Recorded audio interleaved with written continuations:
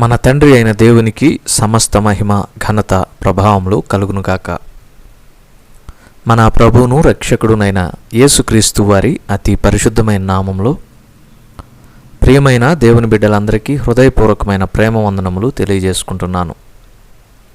దేవుని పరిశుద్ధ గ్రంథంలో నుండి లేవియా కాండము 27వ అధ్యాయం 26 నుంచి 29వ వచనం వరకున్న వాక్య భాగాన్ని ధ్యానం చేద్దాం. 26, 27 వచనములను చదువుకుందాం. అయితే జంతువులలో తొలిపిల్ల యెహోవాది గనుక ఎవడునూ దాన్ని ప్రతిష్ఠింపకూడదు. అది ఎద్దైననేమి గొర్రె మేకల మందలోనిదైననేమి యెహోవాదగును. అది అపవిత్ర జంతువైన ఎడల వాడు నీవు నిర్ణయించు వెలలో 5వ వంతు దానితో కలిపి దాన్ని విడిపింపవచ్చును. దాని విడిపింపని ఎడల నీవు నిర్ణయించిన వెలకు దాని అమ్మవలెను. దేవుడు ఈ కొద్ది మాటలను మన కొరకు దీవించునుగాక. ప్రభునందు ప్రియమైన సహోదర సహోదరులారా, చదవబడిన ఈ వాక్య భాగాన్ని మనం గమనించినప్పుడు ఈ లేఖన భాగంలో దేవునికి ప్రతిష్ఠించేవి, ఉదాహరణకు జంతువులలో మనం చూసినప్పుడు గొర్రెలు కావచ్చు, ఎద్దులు కావచ్చు, మేకలు కావచ్చు, ఏదైనా సరే తొలిచూలుది ఏదైతే ఉంటుందో దానిని దేవునికి ప్రతిష్ఠించడానికి వీల్లేదు. అది దేవునిది, బై డిఫాల్ట్ అది దేవునిది అన్నమాట. అంటే ఇందులో ఎలాంటి వాదము అవసరం లేదు, రెండవ ఆలోచన అవసరం లేదు, సందేహం అవసరం లేదు. తొలిచూలును పుట్టినది దేవునికి ప్రతిష్ఠించకూడదు. ప్రతిష్ఠ ఎలా చేయాలో మనం చూసాం. ఒక ఇల్లు ప్రతిష్ఠించేటప్పుడు దాని వెలను యాజకుడు నిర్ణయించి ఆ వెలను ఆ యజమానుడికి ఇచ్చినప్పుడు ఆ ఇల్లు దేవునికి ప్రతిష్ఠించబడుతుంది. ఇలా కాకుండా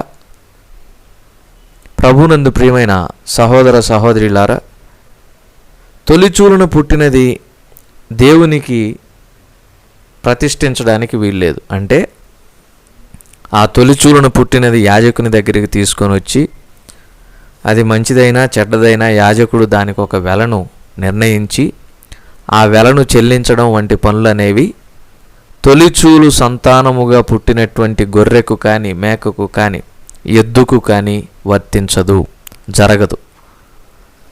బై డిఫాల్ట్ నిర్ద్వంద్వంగా, అంటే రెండవ ఆలోచన లేకుండా నిర్ద్వంద్వంగా పుట్టినటువంటి ఆ తొలిచూలు సంతానపు జంతు గొర్రె, మేక, ఎద్దులలోనిది అది దేవునికి ప్రతిష్ఠితం, అది దేవునిది.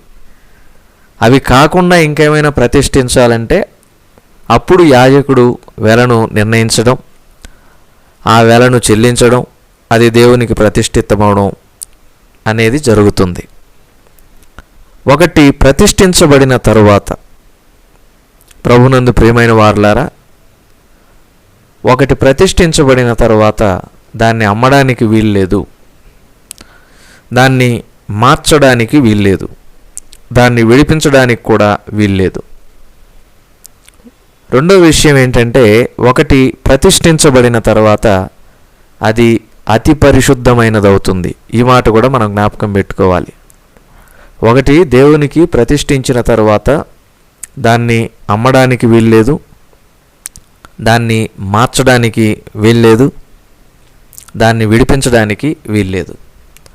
ఆ తర్వాత ఒకటి దేవునికి ప్రతిష్ఠించిన తర్వాత అది అతి పరిశుద్ధముగా ఉంటుంది.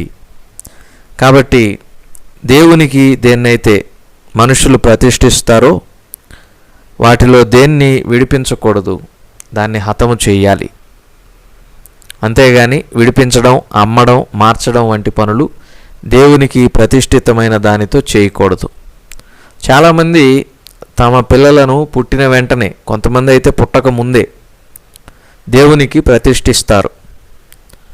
వాడు పెరిగి, ఆ పిల్లవాడు పెరిగి పెద్దవాడై మంచి ప్రయోజకుడు అయ్యాడు అనుకోండి, మంచి జీతం తెచ్చిపెట్టేటటువంటి ఉద్యోగం చేశాడు అనుకోండి, దేవునికి ప్రతిష్ఠిస్తాము అని మొక్కుకొనినటువంటి మాటను చాలామంది మర్చిపోతూ ఉంటారు. ఇలాగే చాలామంది ధనం విషయంలో మర్చిపోతారు, క్రొత్త సంవత్సరంలో తీసుకునే తీర్మానాల విషయంలో మర్చిపోతారు. క్రొత్త సంవత్సరంలో అయితే కొంతమంది ఈ రోజు నుంచి నేను ఖచ్చితంగా బైబిల్ ప్రతిరోజు చదువుతాను అంటారు. ఎంతమంది దాన్ని ఈ మార్చి నెల వరకు కొనసాగిస్తున్నారు? ప్రతిరోజు ప్రార్థన చేసుకుంటాను అంటారు. ఎంతమంది కొనసాగిస్తున్నారు? క్రమం తప్పకుండా నియామక కూడికలకు, ఆరాధనకు, దేవుని మందిరమునకు తప్పకుండా వెళతాను అని చెప్పి నిర్ణయం తీసుకుంటారు. ఎంతమంది ఆ నిర్ణయాన్ని కొనసాగిస్తున్నారు? పరిశీలన చేసుకుందాం.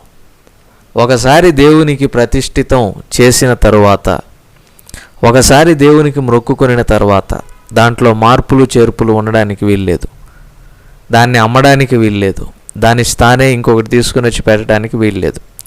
దాన్ని విడిపించడానికి అంతకంటే వీల్లేదు. ప్రభునందు ప్రియమైన వారలారా, దేవునికి ప్రతిష్ఠించబడినది అతి పరిశుద్ధము.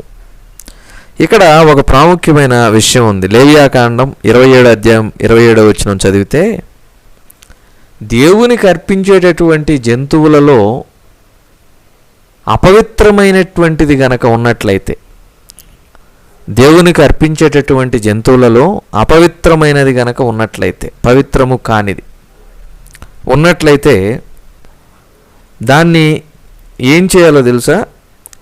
యాజకుడు నిర్ణయించినటువంటి వెలలో 5వ వంతు దానికి కలిపి అప్పుడు విడిపించాలి.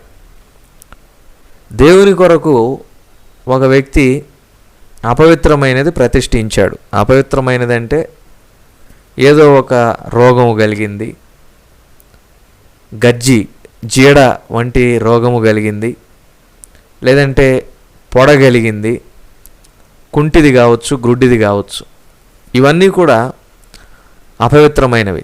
దేవునికి అర్పించేటటువంటి వీటిల్లో అపవిత్రమైనవి గనక ఉన్నట్లయితే, దేవునికి ప్రతిష్ఠించిన దాంట్లో అపవిత్రమైనది గనక ఉన్నట్లయితే, ఉదాహరణకు ఒక గొర్రె ఉంది, అది కాలు విరిగి కుంటిది అనుకుందాం. ఇప్పుడు అది దేవునికి ప్రతిష్ఠించబడింది.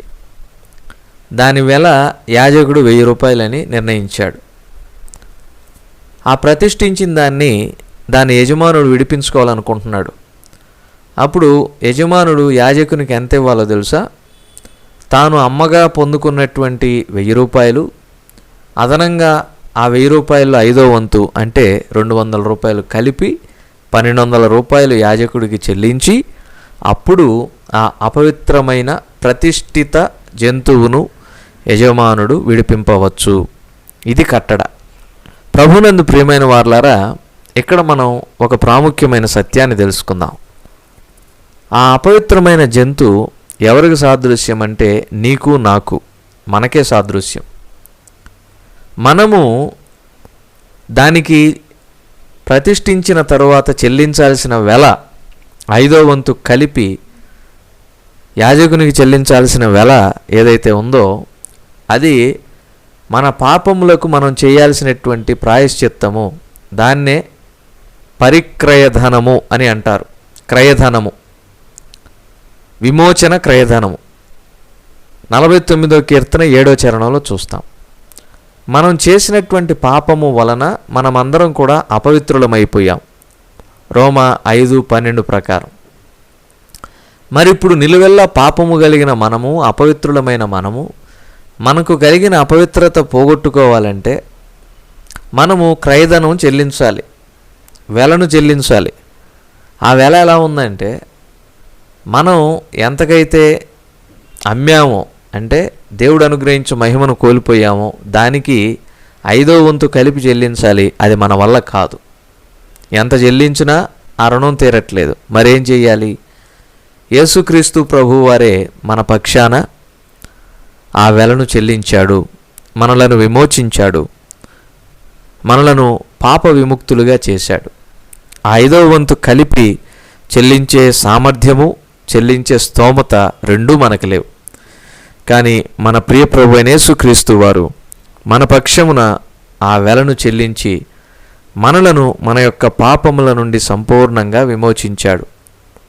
103వ కీర్తన 12వ చరణం చెబుతున్నట్టుగా, పడమటికి తూర్పు ఎంత దూరమో అంత దూరము దేవుడు మన యొక్క పాపములను పోజేసినట్లుగా మనం చూస్తూ ఉన్నాం. పడమటికి తూర్పు ఎంత దూరమో, ఆయన మన అతిక్రమములను మనకు అంత దూరపరిచి ఉన్నాడనే మాట చదివినప్పుడు మనకు ఆశ్చర్యం కలుగుతుంది. కింద వచనాల్లో చూస్తే, తండ్రి తన కుమారుల ఎడల జాలిపడునట్లు యెహోవా తన యందు భయభక్తులు గలవారి ఎడల జాలిపడును. ప్రభునందు ప్రియమైన సహోదర సహోదరులారా, మన ఎడల దేవుడు అపారమైన జాలిని, కనికరమును, ప్రేమను కనబరిచేవాడుగా ఉంటూ ఉన్నాడు. కనుకనే మనము చెల్లించలేనటువంటి మూల్యమును మన స్థానములో మన ప్రభువు మన కొరకు చెల్లించి మనలను విమోచించాడు, మరి స్వతంత్రులనుగా చేశాడు, పాప విముక్తులనుగా చేశాడు. ఇందును బట్టి మనం జీవితాంతం ప్రభువుకి కృతజ్ఞత కలిగి ఉండాలి. జీవితాంతం మనం ప్రభువుకు మరి సంపూర్ణమైనటువంటి విధేయత కలిగి ఉండాలి. మనం దేవునికి సంపూర్ణమైనటువంటి లోబడే స్వభావం కలిగి ఉండాలి. ఎందుకంటే ఆయన మనలను డబ్బుతో కొనలేదు, బంగారంతో కొనలేదు, తన స్వరక్తముతో కొన్నాడు. దేవుడు మనలను విడిపించడానికి చెల్లించిన వెల ఏంటో తెలుసా? ఆయన పరిశుద్ధమైన, పావనమైన, నిష్కళంకమైన, పవిత్రమైన గొర్రెపిల్ల వంటి రక్తము ఆఖరి బొట్టు వరకు కార్చాడు. ఆయన స్వరక్తమును వెలగా చెల్లించి మనలను విమోచించాడు. ఆయన సొంత ప్రాణమును బలిగా అర్పించి మనలను విమోచించాడు. ఆయన యొక్క పరిశుద్ధమైన దేహమును మన కొరకు బలిగా అర్పించి మనలను విమోచించాడు. ఇటు విమోచన పొందుకొనిన మనం నేటి దినాన ఎలా జీవిస్తున్నాం ఒకసారి పరిశీలన చేసుకుందాం. మన జీవితములు ఎలా ఉన్నాయి? దేవుడు మన కొరకు చేసిన ఆ త్యాగమునకు మనం అర్హులమా అంటే 100% అర్హులం కాదు. కానీ దేవుడు తన యొక్క కృపా మహదైశ్వర్యమును బట్టి అనర్హులమైన మనలను అర్హులనుగా చేసి ఎంతో గొప్ప రక్షణనిచ్చి మనలను వింతైన జనముగా చేశాడు, మనలను విమోచించాడు. కాబట్టి దేవుడు మనకు అనుగ్రహించిన ఆ రక్షణ కాపాడుకుంటూ, ఆ రక్షణ ద్వారా పొందుకొనిన పరిశుద్ధతను, పవిత్రతను కాపాడుకుంటూ ఈ లోకంలో దేవునికి సాక్షులంగా, ఆయనకు మహింకరంగా జీవిద్దాం. దేవుడి కొద్ది మాటలు మన కొరకు దీవి